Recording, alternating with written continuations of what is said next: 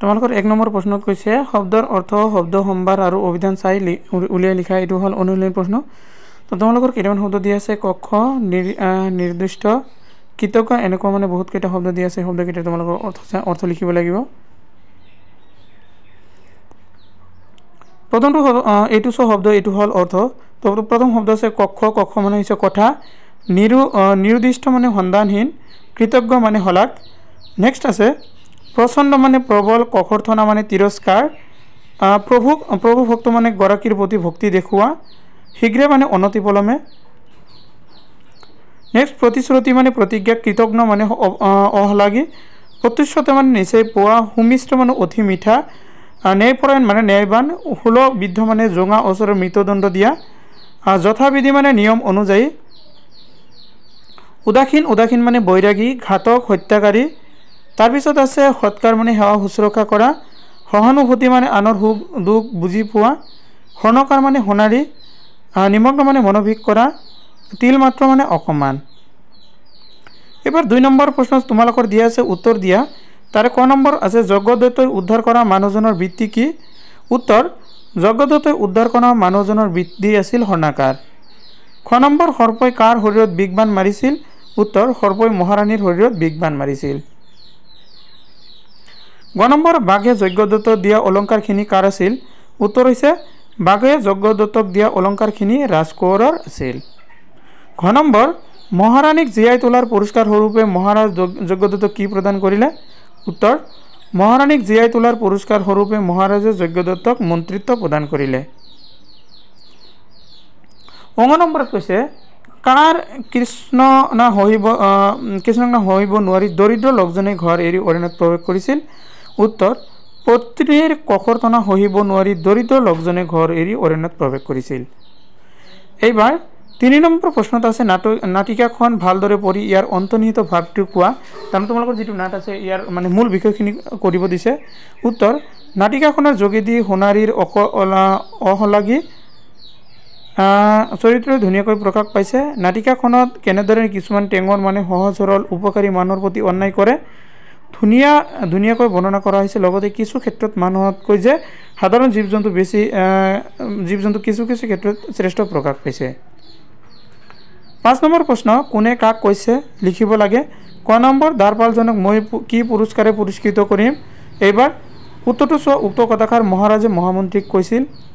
খ নম্বৰ এয়া ৰাজকোঁৱৰৰ অলংকাৰ আছিল, আজিৰ পৰা এইবোৰ আপোনাৰ। উত্তৰটো হ'ল উক্ত কথাষাৰ বাঘে যজ্ঞদত্তক কৈছিল। গ নম্বৰ আপুনি চিন্তা নকৰিব, ঈশ্বৰৰ আদেশ আৰু মহাৰাণীৰ কপালৰ লিখন অনুসৰি মই তেওঁৰ গালৈ বিগবান মাৰিম। উক্ত কথাষাৰ সাপে যজ্ঞদত্তক কৈছিল। এইবাৰ আমি 6 নম্বৰ প্ৰশ্নটো চোৱা অলপ ঘোলা হৈছে, কিছু নহয়। 6 নম্বৰ প্ৰশ্ন আছে তলৰ শব্দবিলাকৰ সন্ধি ভাঙা আৰু কি সন্ধি লিখা। মিত্ৰ সন্নালংকাৰ, শুদ্ধাশুদ্ধি, পুৰস্কাৰ, উদা, জগন্নাথ এইকেইটা মানে কি সন্ধি হয় ভাঙি দেখুৱাব লাগিব। এতিয়া চোৱা প্ৰথমটো আছিল মিত্ৰ, এইটো হৈছে মিত্ৰ যোগ অমিত্ৰ। এইটো কি হ'ব? কাৰণ মিত্ৰ শেষত ত আৰু ফাৰ্ষ্টত অ আছে, গতিকে এইটো কি হ'ব? হৰসন্ধি। মানে হৰসন্ধি আৰু ব্যঞ্জন সন্ধি মিলিয়ে হৰসন্ধি হয়। 2 নম্বৰটো আছে স্বৰ্ণালংকাৰ, স্বৰ্ণ যোগ অলংকাৰ। এইটো চোৱা এইটো হৰসন্ধি হ'ব, যিহেতু মানে এইটোত ব্যঞ্জন বৰ্ণ আৰু অলংকাৰত মানে হৰবৰ্ণ আছে, সেইকাৰণে হৰসন্ধি হৈছে। 3 নম্বৰ শ্ৰদ্ধাঞ্জলি, শ্ৰদ্ধ যোগ অসন্ধি। এইটো হৰসন্ধি কিহৰ কাৰণে? এইটো আছে ব্যঞ্জন বৰ্ণ আৰু এইটো আছে হৰবৰ্ণ। এইটো পাইছে তোমালোকে ব্যঞ্জন বৰ্ণ আৰু হৰবৰ্ণ মিলি যি মানে সন্ধি হয় এইটো হৈছে হৰসন্ধি। তাৰপিছত পুৰস্কাৰটো চোৱা পুৰ যোগ কাৰ, এইটো হৈছে বিসৰ্গ সন্ধি। মানে যি সন্ধিত তোমালোকৰ প্ৰথমটোত বিসৰ্গৰ পাব সেইটো মানে বিসৰ্গ সন্ধি হয়।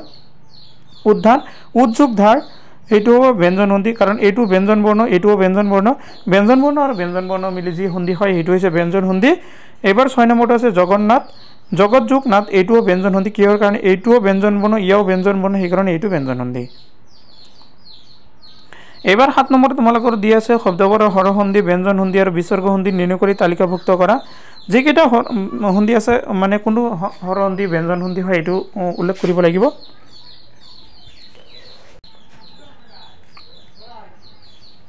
তো তোমালোকে চোৱা উত্তৰটো হৈছে হৰসন্ধিৰ ভাগ কেইটা, ব্যঞ্জন সন্ধি আৰু বিসৰ্গ সন্ধি বেলেগ কৈ দিয়া হৈছে। জনকটো হৰসন্ধি, প্ৰত্যুত্তৰ হৰসন্ধি, লোকাচাৰ হৰসন্ধি, দেৱেশ্বৰ হৰসন্ধি, প্ৰত্যেক এইকেইটা হৈছে হৰসন্ধি। উদগতি, সংস্কৃতি, উল্লাস এইকেইটা হৈছে ব্যঞ্জন সন্ধি। তাৰপিছত দুৰ্নীতি, তপোবন এইবোৰ হৈছে মানে কি মানে বিসৰ্গ সন্ধি। 8 নম্বৰ কৈছে পাঠত সুস্বাদু আৰু সুমিষ্ট শব্দ দুটা আছে, এনেধৰণৰ সু উপসৰ্গযুক্ত 5টা শব্দ লিখি উলিওৱা। তাৰে তোমালোকৰ চোৱা 1 নম্বৰটো যে সুযোগ নাম সুনাম, 2 নম্বৰটো সুযোগ প্ৰভাত সুপ্ৰভাত, 3 নম্বৰ সুযোগ ফল সুফল, 4 নম্বৰ সুযোগ বাস সুবাস, 5 নম্বৰ সুযোগ খ্যাতি সুখ্যাতি। এইবাৰ 9 নম্বৰ প্ৰশ্নত আছে চোৱা। 9 নম্বৰত কৈছে তলত দিয়া শব্দবোৰ ক্ষুদ্ৰতবোধক ৰূপবোৰ লিখি অৰ্থ উল্লেখ কৰা। যিকেইটা শব্দ আছে ক্ষুদ্ৰতম ক্ষুদ্ৰ শব্দ মানে লিখি উল্লেখ কৰিব লাগিব অৰ্থ। এইটো চোৱা শব্দ প্ৰথম আছে পুস্তক, এইটো পুস্তিকা আৰু অৰ্থ হ'ব সৰু পুথি। কথা, ক্ষুদ্ৰতবোধক শব্দ হ'ব কথিকা আৰু অৰ্থ হৈছে সুপ্ৰবন্ধ বা আলোচনা।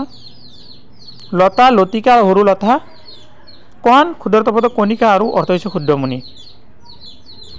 এতিয়া তোমালোকৰ 10 নম্বৰ কি কৈছে ছবি চাই প্ৰশ্নৰ উত্তৰ দিয়া।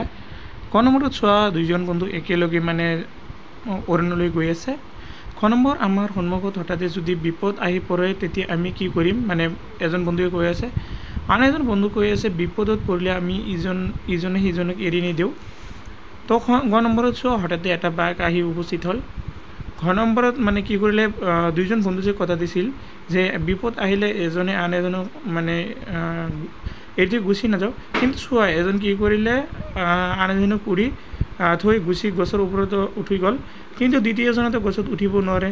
তেতিয়া সি কি কৰিব, বুদ্ধি নাপায়, অৱশেষত মানে মৰা মানুহৰ ভাও ধৰিলে, কিয়নো ভালুকে মৰাশ নাখায়, এইটো তোমালোকে মনত ৰাখিবা।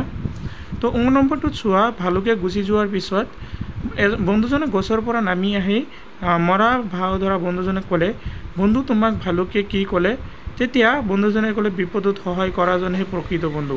ইয়াৰ জৰিয়তে তোমালোকে বুজিব পাৰা যে যিজন বন্ধুৱে মানে বিপদৰ সময়ত সহায় কৰে তেওঁহে প্ৰকৃত বন্ধু। এতিয়া তোমালোকৰ সেই ছবিটোৰ প্ৰথম ক নম্বৰ প্ৰশ্নটো কৈছে ছবিকেইখনত প্ৰকাশ পোৱা কাহিনীটো কোৱা।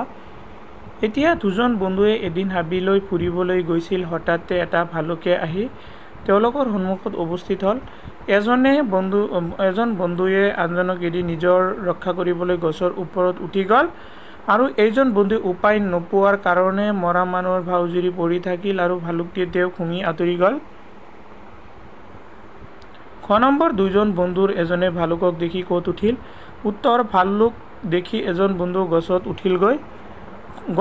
গ নম্বৰটো আছে আনজন বন্ধুৱে কি কৰিলে? উত্তৰ, আনজন বন্ধুৱে মৰা মানুহৰ দৰে পৰি থাকিল। ঘ নম্বৰ, ভালুকটোৱে ওচৰ চাপি আহি কি কৰিলে? উত্তৰটো, ভালুকটোৱে ওচৰ চাপি আহি মৰাৰ ভাও জুৰি থকা মানুহজনক শুঙি আঁতৰি গ'ল। অ নম্বৰ, শেষত বন্ধু দুজনে কি কথা পাতিলে? উত্তৰটো, শেষত বন্ধুৰ কথা নাভাবি নিজৰ ৰক্ষা কৰিবলৈ উঠা বন্ধুজনে নামি আহি আনজনক সুধিলে যে ভালুকটোৱে তেওঁৰ কাণে কাণে কি ক'লে? ইজন বন্ধুৱে ক'লে, ভালুকটোৱে কৈ গ'ল যে বিপদত সহায় কৰাজনহে আচল বন্ধু। তো তোমালোকৰ আজিৰ ভিডিঅ' এইখিনিলৈকে, আৰু ভিডিঅ' সম্পূৰ্ণ কৰি যোৱাৰ বাবে সকলোকে ধন্যবাদ জনাইছোঁ।